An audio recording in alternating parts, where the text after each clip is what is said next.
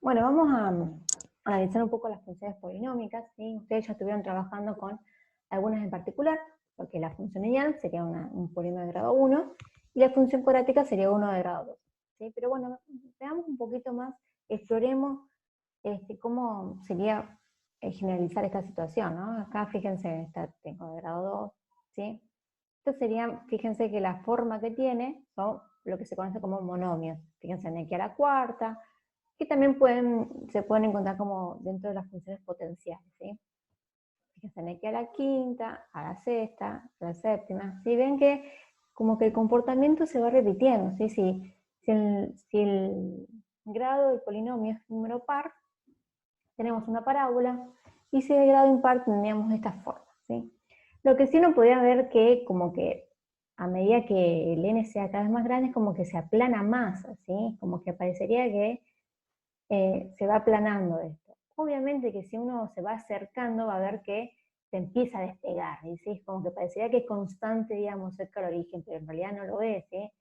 Fíjense que si uno se acerca, uno empieza a ver, digamos, que se empieza a despegar un poquito, digamos, no es que es cero ahí, ¿no? Es como que se acerca a cero, pero no lo es, digamos. Entonces esa es una cuestión. Otra cuestión que uno también puede ver es que cuando el índice es par, ¿sí? Claramente la función también es par. Ojo, esto, ¿sí? Siempre y cuando estamos hablando de las funciones, de los monomios, ¿no? Acá tenemos, ¿sí? Una función par. ¿Se acuerdan que la función par es la que se refleja con respecto al eje Y? Y si el n es un número impar, ¿sí? Por ejemplo acá, vemos que también la función es impar, ¿sí? ¿Se acuerdan que se refleja con respecto al origen? ¿Sí? A valores opuestos de la abscisa teníamos imágenes opuestas. Entonces también decimos que la función es impar. Pero hay otra cuestión para ir analizando, a ver qué pasa cuando se empieza a desplazar, o sea, cuando va cambiando, cuando yo, por ejemplo, a esta función, por ejemplo, le sumo un b. ¿Sí? ¿Qué pasa? Fíjense que lo que uno puede ver es que yo tengo, por ejemplo, en este caso era x a la 9, y a eso, a esa imagen, a ese número que obtengo, si reemplazar la x, le sumo un b. Entonces, eso, ¿cómo me afecta a la función? Es que se obtiene un desplazamiento vertical. O sea, se va a mover hacia arriba si el número b es positivo, o hacia abajo, ¿sí? Si el b es negativo. Bueno, lo mismo podemos ver, a ver qué pasa si lo que varía es este c, ¿sí? Fíjense que en este caso, cuando yo empiezo a variar, lo que me varía es adentro, o sea, me está afectando a la abscisa. Entonces, primero le resto, ¿sí? Ese valor de c, y después a eso lo elevo a la 9. O sea que lo que me va a estar dando es un desplazamiento horizontal, ¿ven? O sea, cuando el c es positivo, me va a estar afectando el movimiento horizontal, o sea, se va a desplazar tantas unidades hacia la derecha o hacia la izquierda si en caso de que sea negativo. También puede pasar, obviamente, que haya dos desplazamientos a la vez, ¿sí? Tanto vertical como horizontal, ¿no es cierto?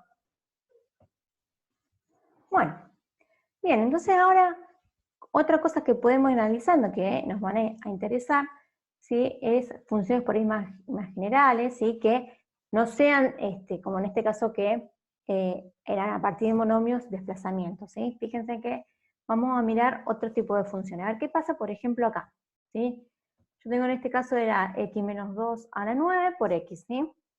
Fíjense que tengo un polinomio de grado 10, sería en este caso, porque tengo 9 acá y 1 acá, ¿sí? Sería 10, ¿sí? Porque fíjense que acá está en la forma factorizada, que es una forma bastante útil porque nos ayuda a determinar fácilmente cuáles son las raíces reales de la función. En este caso uno puede ver que las raíces van a ser 2, ¿sí? Y 0, ¿sí? Porque sería donde justamente se hace 0 este polinomio.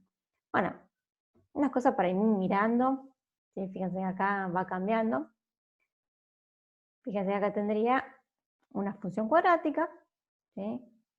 En este caso tengo una función cúbica, ¿sí? Tengo grado 2 acá y grado 1, ¿sí? Entonces, cuando multiplique me quedaría de grado 3, ¿sí? Justamente cuando vaya desarrollando todo esto, ¿no? Ahora, una cosa para ir mirando, que acá, por ejemplo, cuando aparece grado 2, ¿qué significa eso? Porque uno en realidad diría que esta función tiene 3 raíces reales, ¿sí? Una en 0, que sería una raíz simple, porque es una vez raíz, y acá sería que una raíz doble, porque es una raíz que como que se repite, ¿sí? Es 2 veces raíz. A ver, lo mismo, yo podría extender esto, ahora vamos a ver bien qué significa eso, ¿sí? En esta, por ejemplo, el grado 3, ¿sí? Con una de grado 1, o sea, esta sería una raíz triple, o sea, significa que 2 es raíz triple. Y ya vamos a ver, digamos, qué significa eso, qué influye, ¿no? Pero una cuestión que quiero que veamos primero, fíjense que cuando la raíz es de índice par, ¿sí? Por ejemplo acá, uno puede ver qué pasa, digamos, qué diferencia hay, digamos, si hay una diferencia cuando el índice sea par. Fíjense acá en esta que es par, ¿sí? Es 6 veces raíz. Acá lo que uno puede ver es que, por ejemplo, en 2, no atraviesa el eje X, o sea, es como que toca, se hace 0 y vuelve a ser, vuelve con el mismo signo, o sea, sigue siendo positiva en este caso. En cambio, si el índice es par, vieron que atraviesa, ¿sí? Eso es lo que uno dice por ahí cuando la raíz doble o de índice par, la función, digamos, ahí como que rebota, o sea, toca en 0 y vuelve para el mismo signo que tenía. Y cuando el índice, en este caso, fíjense que uno puede ver que la función acá es negativa, está por debajo del eje X, se hace 0, es positiva, en 2 hace 0 y vuelve a ser positiva, ¿sí? O sea, no cambia ese signo. Lo mismo acá en este caso, vamos a quedar un poco con esto, ¿sí? Acá es positiva, en 0 se hace 0, después está por debajo del eje X, o sea que es negativa, en 2 se hace 0 y después cambia y es positiva. Eso son comportamientos que uno nos van a ayudar a entender un poco cómo es la gráfica de la función y que nos va a ayudar, digamos, justamente cuando queremos hacer al revés. Acá ya tenemos la gráfica y estamos analizando un poco la función, ¿sí? Pero después vamos a tener la función polinómica y vamos a querer realizar la gráfica, ¿no? Entonces, esto nos va a permitir entender, digamos, bueno, qué cosa, digamos, necesitamos para poder graficar una función polinómica. Y bueno, en principio, los ceros de la función, o sea, las raíces de esa función, ¿sí? Y también, digamos, a ver cómo viene, digamos, o sea, cómo se comporta antes de ese cero, o sea, la función antes de ese cero o es positiva o es negativa, o sea, porque acá se hace cero, o sea, que antes o venía por acá o venía por acá, ¿no? Entonces, son cosas que nos van a interesar justamente lo que llamamos los intervalos de positividad y negatividad. Queremos ver si antes de esta raíz la función era positiva, qué pasa después entre esas dos raíces, por ejemplo, si era positiva o negativa. Y entonces, bueno, son cosas que nos van a ayudar para entender el comportamiento, ¿sí? Entonces, lo mismo, digamos, si uno sabe que la raíz es doble, ¿sí? O es triple, nos va a ayudar también a entender ese comportamiento. Fíjense que acá cuando es triple, ¿sí? Tenemos esta forma, ¿no? O sea, esto que atraviesa el eje, ¿sí? Corta el eje, y en cambio, digamos, cuando la función cuando la raíz era doble o era de índice par, hace esto, digamos, de este rebote, ¿no?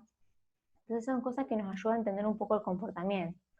Otra cosa también, por ejemplo, en esta función, que uno puede mirar un poco más general, también, digamos, acá fíjense está en la forma polinómica, ¿sí?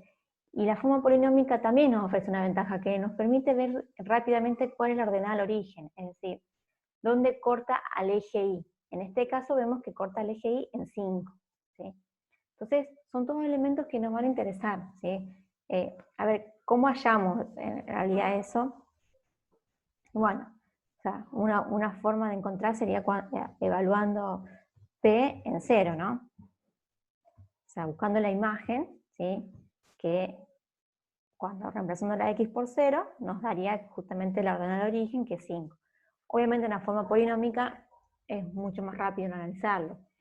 Y fíjense que acá también esta función tiene raíces, ¿sí? Y bueno, por eso son cosas que nos van a interesar hallar, las raíces de una función, por ejemplo, porque las raíces, la ordenada de origen y los intervalos de positividad y negatividad que nos van a permitir encontrar justamente esta función.